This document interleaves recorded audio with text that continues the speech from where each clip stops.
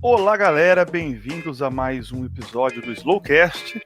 E o meu nome é Lucas e aqui o Matheus não tá hoje. O Matheus tá com um pouco de dor de garganta, não vai conseguir participar, mas mandou um abraço para vocês e disse que na semana que vem ele tá de volta. Bom, antes de começar o episódio de hoje, eu gostaria de dar alguns recados. O primeiro deles é que nós criamos o Instagram oficial do podcast. Então você acessa lá, instagram.com/slow.cast. E lá você consegue acompanhar um pouco das publicações que nós fazemos no Spotify e também consegue um pouco compartilhar com a gente algumas ideias, consegue mandar algumas mensagens e ter informações semanais fora dessas plataformas puramente de áudio, né? Bom, outra coisa que nós estamos criando agora também o canal no YouTube. O canal, por enquanto, vai ser somente para hospedar os áudios. Nós vamos deixar da mesma forma que fazemos com o Spotify, só que agora também na plataforma do YouTube. Uma forma mais fácil de ter acesso também ao conteúdo para quem não tem o Spotify e também para quem não é assinante ou não gosta muito da plataforma. Então, no YouTube, nós vamos colocar os áudios lá e você consegue ouvir também da mesma maneira, com a mesma qualidade que você ouve aqui. Tá joia? No tema de hoje, eu queria falar um pouco com vocês sobre os protestos que estão tomando aí a América do Sul. Vários países indicaram que esses protestos vieram para ficar, né? Nós tivemos protestos em vários países, vizinhos ou não do Brasil, como por exemplo o Equador, o Peru, a Bolívia, o Chile, a Venezuela, o Paraguai e a Argentina.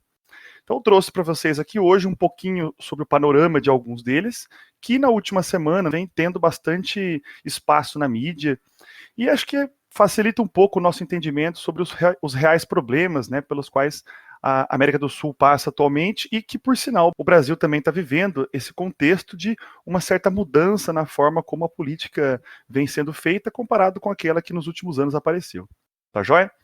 Bom, vamos começar um pouquinho então falando sobre o Equador. O Equador, que é esse país que, lembra, né, nas aulas de geografia, não faz fronteira com o Brasil, ele e o Chile. E um grande problema que está acontecendo no Equador é o seguinte: o presidente do Equador, o chamado Lenin Moreno, é isso mesmo, o nome dele é Lenin Moreno, piadinhas à parte, ele adotou um pacote de medidas de austeridade sugerida pelo FMI, que acabou retirando, né, dentre as várias alterações que foram feitas na economia equatoriana, foi retirando paulatinamente os subsídios que eram aplicados pelo governo federal ao combustível, principalmente o diesel e a gasolina. Então, essa mudança de redução dos subsídios, por exemplo, vem fazendo com que os gastos do governo acabem se reduzindo, obviamente. Isso já acabou tirando um gasto do governo na ordem de 4,2 bilhões de dólares, né? Mas, ao mesmo tempo, o preço desses combustíveis vem aumentando. O diesel, por exemplo, já teve um valor 2 vezes maior do que era há algumas semanas, e a própria gasolina, que teve um crescimento de mais de 120%. Pensa pelo lado da população que vive lá. Quando você vai retirando os subsídios, o Estado acaba criando uma certa responsabilidade fiscal, acaba deixando de ter esse custo, mas ao mesmo tempo você tem um aumento do preço dos combustíveis e logo em seguida, entendendo toda a cadeia de produção, os produtos acabam também ficando um pouco mais caros, que dependem de combustível. Os deslocamentos se tornam mais custosos. Então isso acabou fazendo com que a população, que é maioria indígena no Equador, fosse para as ruas. Então, a população, inicialmente, os caminhoneiros e taxistas, que são aqueles que dependem diretamente do preço dos combustíveis, né, os mais sensíveis aos aumentos, saíram para as ruas, começaram a fechar as rodovias, as estradas, e logo em seguida começou a ter adesão de movimentos sindicais, movimentos indígenas, estudantis, né, e isso começou a criar uma certa tensão no Equador. Bom, a questão que está por trás também em relação ao Equador é o seguinte: o atual presidente, ele foi o sucessor de um presidente que foi o seu padrinho político, que era o chamado Rafael Correia, que era um presidente que viveu a chamada Onda Rosa, vocês estão lembrados? É aquele momento na história da América do Sul, onde vários governos de esquerda estavam praticamente governando quase toda a América do Sul, e o Rafael Correia era um presidente daquela época que deixou como seu sucessor o tal de Lenin Moreno. Ele deveria, segundo o que foi feito na época, dar continuidade ao programa de governo do Rafael Correia. No entanto, acabou se afastando um pouco E isso acabou fazendo com que o Lenin Moreno tivesse descolado um pouco a sua imagem do Rafael Correia e do eleitorado que veio junto com ele. Então isso fez também com que o presidente se distanciasse um pouco das bases eleitorais que o elegeram. Bom, o Rafael Correia vem voltando um pouco à cena no cenário nacional, principalmente porque ele vem sendo associado a manifestações que buscam a queda do Lenin Moreno. Então, a partir do momento que essas manifestações de rua começaram a ganhar força, a imagem do Rafael Correia começou a circular também pelas redes e ele apareceu associado aos movimentos que pedem justamente a destituição do presidente. E a ideia é justamente dizendo que o Lenin Moreno não tem mais condições de governar porque ele não consegue mais atender aos interesses da população, ele agora está governando por causa própria, e alimentando o interesse de grupos econômicos do país que querem que a política vá justamente para esse lado mais liberal. Então, basicamente, o Lenin Moreno decretou o estado de exceção no país, o que garante, por exemplo, amplos poderes aos militares, à polícia, para fazer um monte de coisa, como fechar fronteiras, restringir os movimentos, dispersar reuniões públicas nas ruas, e até mesmo o presidente teria condições de censurar os meios de comunicação. Então vejam vocês que é um contexto bastante peculiar, porque passa o Equador, e a gente tem que ficar atento a isso. Bom, passando um pouco agora para o Peru, que também é um país que vem passando por problemas relacionados a manifestações e questões políticas e crises institucionais. O que acontece com o Peru? O Peru é governado por Martín Vizcarra.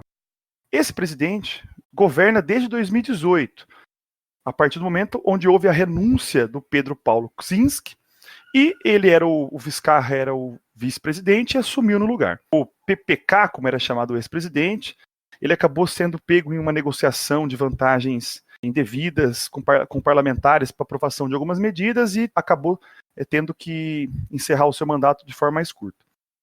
Bom, o Vizcarra, ele assumiu a presidência e basicamente começou a ter o seu governo. Só que o que aconteceu foi, a maior parte do Congresso do Peru, que é um congresso unicameral, não é que nem no Brasil, que nós temos o Senado, por exemplo, e a Câmara dos Deputados, lá é somente um grupo de parlamentares, na ordem mais ou menos de uns 130 parlamentares, 130 membros. O presidente começou a perceber que a oposição era a maioria no Congresso.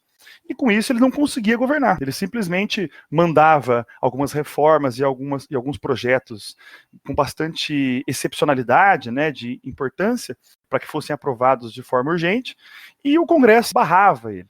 Então, o que aconteceu? Vizcarra, em um pronunciamento pela televisão, um pronunciamento nacional, anunciou o fechamento do Congresso e convocou novas eleições. Bom, você deve estar pensando, mas o presidente pode fazer isso? Isso realmente é uma coisa que é constitucional, é democrática? Bom, no caso do Peru, está previsto na Constituição, em um dos seus artigos, a Constituição peruana é de 1993, que o presidente da República, se por algum motivo tiver sido recusado por 2 vezes um tal de voto de confiança pelos parlamentares ao governo, isso significa dizer que o presidente tem condições, sim, de fechar o Congresso e convocar novas eleições. O que significa isso? É mais ou menos assim. O presidente tem algumas medidas que quer aprovar e envia para o Congresso. O Congresso pode decretar um voto de confiança, ou seja, não fazer com que essas medidas sejam aprovadas.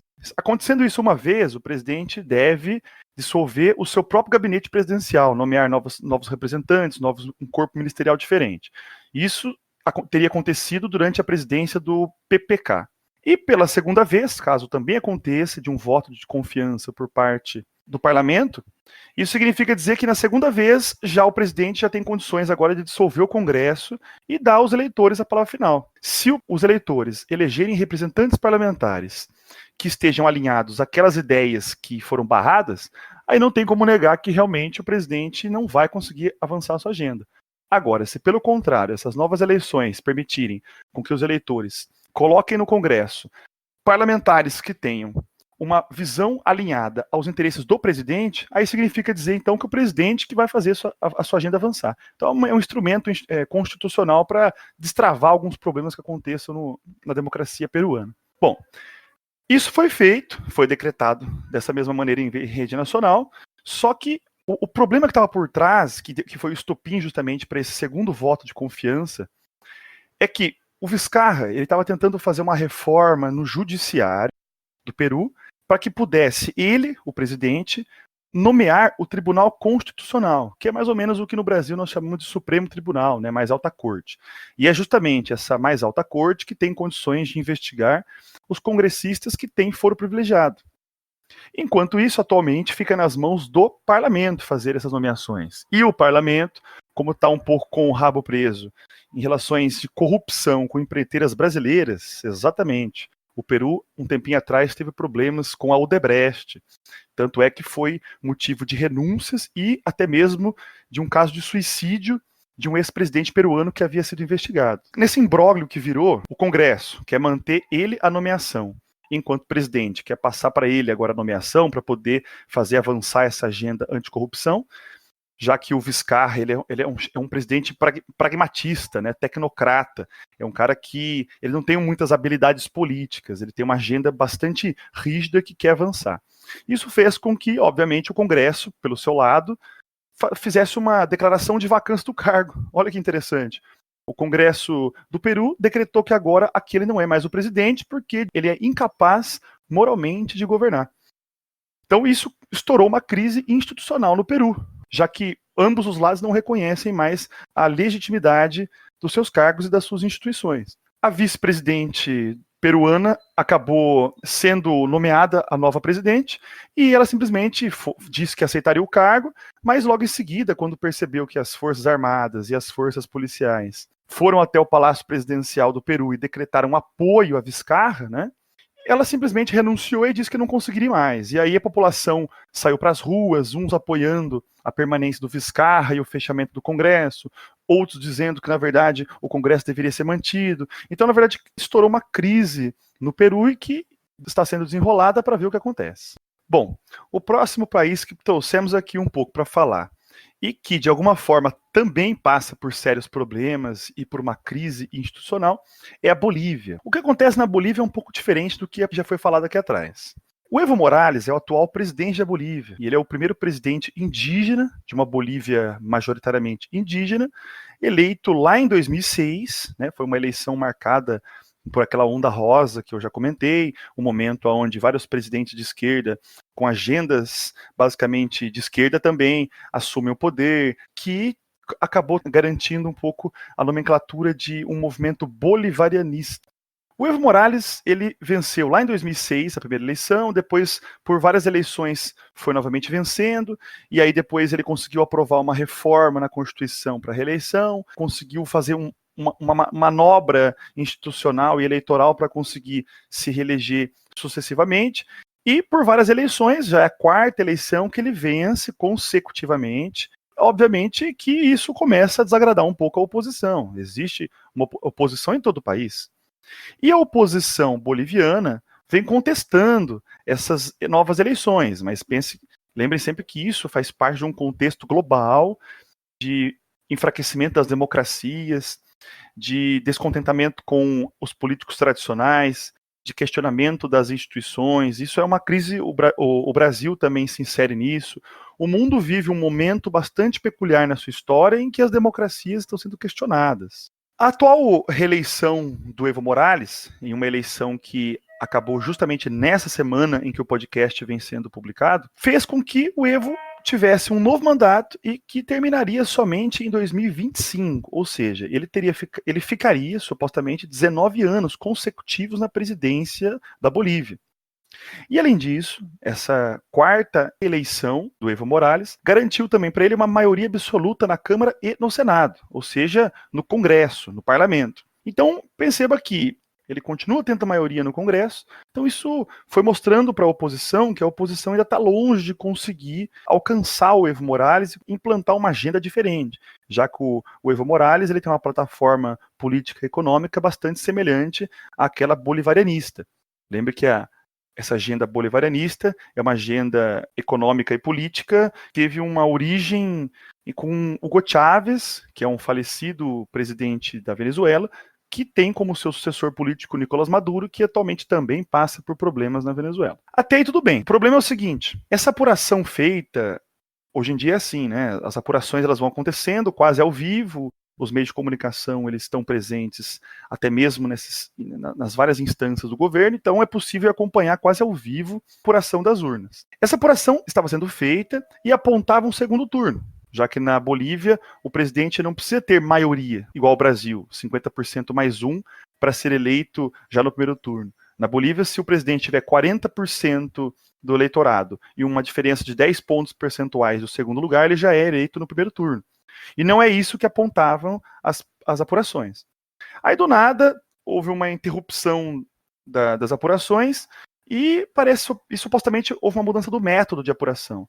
Estava sendo feita uma apuração por um jeito e depois começou a ser feito por outro, agora é voto a voto, era muito mais lento, é uma apuração que levaria mais tempo, e quando ela foi retomada, mostrava que o segundo turno já não teria acontecido mais, e já indicava a vitória em primeiro turno do Evo Morales. O seu rival, Carlos Mesa, não aceitou o resultado das urnas, disse que as urnas foram fraudadas, disse que a votação foi fraudada, disse que a mudança de método foi justamente para corrigir aquilo que estava mostrando que teria um segundo turno, então optaram por uma apuração mais lenta para dar tempo de alterar os votos, então começou a criar uma crise interna no país e também chamou o seu eleitorado a ir às ruas, defender o segundo turno, defender uma apuração justa e acusando o Evo Morales de manipular o resultado das eleições. Isso é uma acusação muito grave quando se tem a democracia como um regime de governo, já que são justamente as eleições, e quanto mais transparentes elas forem,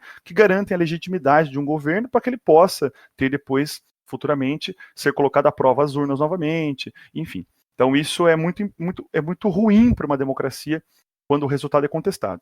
Mas também, obviamente, é ruim quando as apurações elas ocorrem de maneira que sugerem algum tipo de problema. Então, simplesmente, a grande questão que apareceu aí foi justamente essa. A Organização dos Estados Americanos também, que tem dentro das suas funções acompanhar de perto a apuração das urnas e atestar a legitimidade dos votos, também mostrou que não estava muito de acordo com o que havia sido feito, essa mudança de método, e parece que também colocou à prova um pouco as eleições. O que aconteceu foi, manifestantes dos dois lados saíram às ruas, uns defendendo a apuração, outros defendendo que as urnas foram fraudadas, e isso acabou se estendendo para uma crise institucional, onde não se sabe o que vai acontecer, esse assunto está em andamento, não foi fechado ainda, e nós vamos acompanhar aqui para poder saber um pouco mais. O último país que trouxemos aqui para mostrar para vocês como que os protestos também tomaram conta das ruas e as possíveis relações com outros países e um contexto maior da América do Sul é o Chile. O Chile é governado por um presidente chamado Sebastián Piñera, que é um presidente considerado de direita. Ele é o sucessor da presidente Michelle Bachelet, que é a ex-presidente, considerada de esquerda. O que aconteceu foi o seguinte: houve um aumento recente de 3,75% no preço da passagem do metrô em Santiago nos horários de pico. Então, o metrô em Santiago ele tem uma tarifa diferente para cada período, né? Pensando mais na questão de evitar sobrecarregamento da linha. E esse aumento, que corresponde a mais ou menos 30 pesos chilenos, fez com que a população, de forma surpreendente, fosse às ruas, começassem as manifestações, e os 10 dias que seguiram dessa medida foram de manifestações, grandes ondas de manifestações nas principais cidades do Chile, algumas, a maior parte delas extremamente pacífica, mas em algumas também bastante violentas, com saques nos supermercados, incêndios e depredação do patrimônio, inclusive do próprio metrô. O Sebastián Piñera decretou estado de emergência em Santiago, que é o local onde mora a maior parte da população e é onde os protestos foram mais violentos. Decretou também um toque de recolher e revogou esse aumento do preço das tarifas, já que viu que isso que era o grande estopim dos conflitos, né? O que aconteceu foi, mesmo com a revogação desse aumento, as manifestações continuaram. Outros segmentos da população, da sociedade civil organizada começou a ir para as ruas, algumas classes trabalhistas, sindicalistas, professores, estudantes. Então, um grande conjunto de pessoas foram às ruas, deram coro a essas manifestações, que agora começaram a não ser mais somente contra as tarifas, mas contra a classe política, contra o presidente, contra essa política tradicional no Chile, e colocaram bandeiras como o custo de vida está muito alto, o valor das aposentadorias está cada vez pior, os salários estão baixos, a qualidade dos serviços de saúde e educação estão ruins. Então o que começou a acontecer foram um protesto mais difuso, como se parecesse um pouco o que aconteceu no Brasil nas jornadas de junho de 2013. Vocês estão lembrados? O Chile, ele não vive uma situação econômica ruim, muito pelo contrário. Vem há 9 anos consecutivos de crescimento do PIB, tem o maior IDH da América Latina e do Caribe. Então, o Chile é um país estável politicamente, nós não vemos no Chile esse grande acirramento de manifestações e crises, como nós vemos em outros países, inclusive no Brasil, pelo menos nos últimos 4 anos, né, nós vimos bastante isso. Mas o Chile tem um custo de vida muito alto. Então, o aluguel e o preço dos imóveis em Santiago cresceram mais de 150% na última década. O Chile não tem um sistema público de saúde. As tarifas de eletricidade são altas porque não são subsidiadas. O próprio sistema de água é privatizado no Chile. Então, o Chile ele tem uma das economias mais liberais da América do Sul. Isso faz com que o Estado tenha um baixo papel nos subsídios e na criação de políticas públicas voltadas a ajustes econômicos, fica muito mais a cargo da iniciativa privada de manter os serviços do Chile. Por mais que o Chile tenha escolas públicas, mas o peso das escolas privadas é muito grande. E o próprio ensino superior chileno também, ele é um ensino público, mas ele tem um custo. Então, alguns serviços são públicos e tem um custo que se paga. O que acontece é o seguinte: o próprio sistema previdenciário também contribui bastante para que haja esse acirramento e essa grande onda de descontentamento da população, porque o Chile, ele é reconhecido como um dos países também que a desigualdade aumentou nos últimos anos. A concentração de renda aumentou. Ele é um caso particular de um país estável econômica e politicamente, mas que ao mesmo tempo também tem problemas estruturais que acabaram simplesmente passando desde o momento onde acontece o fim da ditadura de Pinochet, de 90 para cá, e nessas décadas de redemocratização, esses problemas eles não foram resolvidos, eles foram simplesmente sendo colocados para baixo do tapete, e parece que agora chega o momento onde eles acabaram retornando à tona. Né? O sistema previdenciário ele é um sistema de capitalização, em que cada trabalhador vai construindo a sua própria aposentadoria,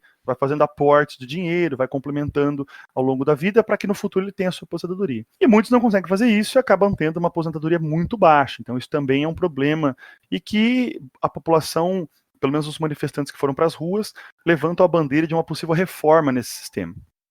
Lembrando que esse sistema é um dos que estiveram em pauta de discussão no Brasil para sua implantação. Bom, esses protestos eles têm um contexto político um pouco mais amplo, né, que é uma divisão ideológica marcada entre a direita e a esquerda que teve as suas origens, as suas raízes lá no golpe militar em 73, quando o presidente socialista Salvador Allende foi retirado do poder e houve a implantação da ditadura militar, a ditadura de Pinochet, que foi uma das mais violentas, né, da América do Sul. Essa ditadura Pinochet se estende até a década de 90, e de 90 para cá, a redemocratização ela não estancou essa divisão, essa polarização entre esquerda e direita.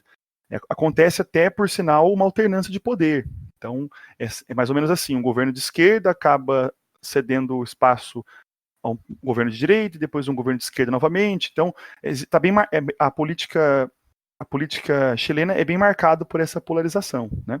Claro que isso, no caso do Chile, não chega, por exemplo, a ponto de ter uma desconstrução de um projeto de governo e a reconstrução no governo seguinte. Então, há uma certa estabilidade. Então, governos de esquerda não mexem em algumas coisas positivas dos governos de direita, e os governos de direita, da mesma forma, mantêm coisas positivas feitas por governos de esquerda. Então, há uma certa convivência pacífica lá e, por sinal, construtiva. Atualmente, há um retorno da chamada ultradireita ou extrema-direita no mundo, inclusive no Brasil, o representante desse contexto é o próprio presidente Jair Bolsonaro, e o retorno de uma agenda neoliberal.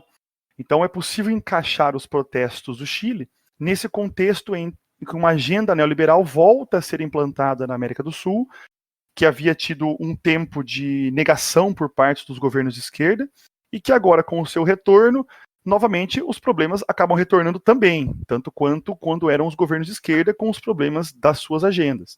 Então, a população chilena vem valendo-se desse novo contexto de acirramento do neoliberalismo para poder também colocar a limpo nas ruas aquilo que eles acreditam que deve ser reformado, justamente para não continuar com esses problemas estruturais.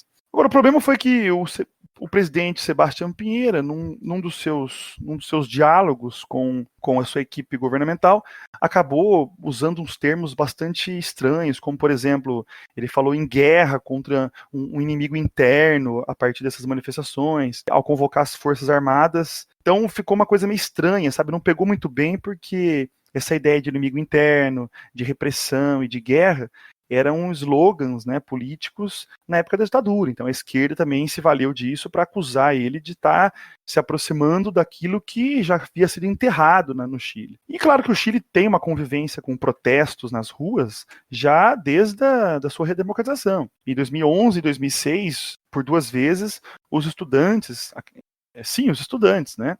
Muitos estudantes me ouvem aqui, e vocês, né, os seus representantes no Chile, por exemplo, já foram às ruas várias vezes para poder manifestar o seu descontentamento com uma educação não pública, a busca em defesa de uma reforma no currículo. Então, por vezes, o Chile já conviveu com isso, e na época era a presidente Michelle Bachelet, e ela também teve tentou ter um cuidado para conter as manifestações, mas acabou também tendo casos de repressão. Então, é sempre uma coisa muito delicada a questão das manifestações, porque elas acabam sendo apropriadas, a depender do momento político, pela oposição, e que acaba se fortalecendo um pouco para as próximas eleições. Esse contexto que eu trouxe para vocês hoje, desses países, eles mostram cada uma particularidade, né?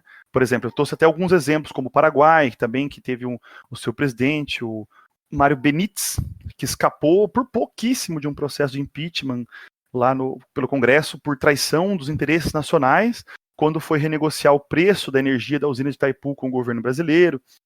A Venezuela também, que está numa longa crise de hiperinflação, de repressão policial, de desabastecimento, movimentos que não aceitam a legitimidade de Nicolás Maduro, até mesmo a interferência de potências estrangeiras na soberania venezuelana. A própria Argentina também, que vem passando por um contexto bastante delicado de um colapso da sua economia, e tem eleições esse ano. A força de oposição kirchnerista vem liderando as pesquisas de intenção de voto na Argentina, o que vem preocupando o governo de Maurício Macri, e que tem tentado, de alguma forma, conter essas manifestações, tentando ceder em algum momento. Mas a Argentina vive, desde a eleição de Macri, um choque liberal de uma economia que vinha há quase 12 anos de governos de esquerda, que subsidiavam os custos das tarifas. Então, a América Latina vem passando por um novo momento, onde as ruas vêm mostrando que não é possível desconstruir um projeto da oposição, como foi feito em alguns locais pelos governos recentemente eleitos e colocando fim à Onda Rosa, sem que se negocie, por exemplo, com a população, sem que se coloque à disposição de reformar e, ao mesmo tempo, de manter questões delicadas e, aos poucos, ir avançando numa agenda econômica e política mais ampla, que pense, de fato, em incluir aqueles que sofrem mais por serem mais vulneráveis, aqueles que não conseguem, por exemplo, manter-se nos empregos, e são aqueles os primeiros a sofrer com as crises. Inclusive na Argentina, por exemplo, os protestos e as greves gerais, né, feitas por sindicalistas, assustaram bastante o Macri, que ficou bastante desgastado em ano eleitoral. O Macri também decretou uma crise de fome na Argentina, e essa crise de fome que foi acentuada em 2018. A Argentina, por exemplo, foi um dos países em 2018 que mais avançou em termos de aumento de pessoas que passavam fome. Então, todo esse contexto geral da América do Sul, ele se insere num período da história que nós estamos vivendo. Nós estamos ainda tentando compreender o que está acontecendo, e eu convido vocês a continuar ouvindo o nosso podcast, a continuar acompanhando nós esse projeto e também observando aí o que é que está acontecendo e o que nós podemos concluir sobre a América do Sul. E para finalizar, também é importante comentar que o próprio presidente Bolsonaro, ele acabou comentando que já está se preparando, está colocando as Forças Armadas apostas para conter possíveis manifestações no Brasil, vem mostrando uma preocupação política, né, de desgastar o seu governo, já que uma parte importante da população não está apoiando, está vendo que os seus programas não estão avançando no ritmo que queriam, estão meio que desacreditadas com quase 11 meses depois da sua eleição. Então, o Brasil também vem mostrando um pouco o sinal de que está observando o seu entorno e também está preocupado um pouco com as suas questões domésticas. Então, isso são cenas para os próximos episódios e a gente se encontra por aí, beleza? Bom, no próximo episódio o Matheus também retorna e aí nós continuamos com o nosso projeto e continuamos trazendo para vocês os conteúdos da semana que tiveram maior relevância. Beleza? Um abraço e até semana que vem.